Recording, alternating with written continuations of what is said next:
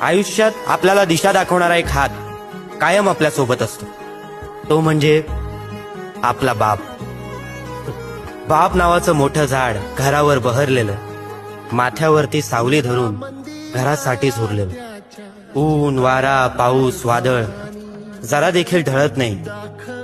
बाप असतो आवाक्याबाहेर, कधीच कोणाला कळत नाही. खडूस वाटतो कधी कधी, चिडून जरब लावून जातो, शांतपणे डोळे फाडून जास्तीचाच भाव खाऊन जातो. वसखन येतो अंगावर म्हणून जवळ कोणी जात नाही. आईसारखे बापाचे गोडवे कधीच कोणी गात नाही. आईसारखी बापाला मिठी कधीच मिळत नाही, कारण बाप असतो आवाक्याबाहेर, कधीच कोणाला कळत नाही. बघा ना, बापाला सहसा कोणी मनावर घेत नाही. बापासाठी आपलं प्रेम कधी अनावर होत नाही.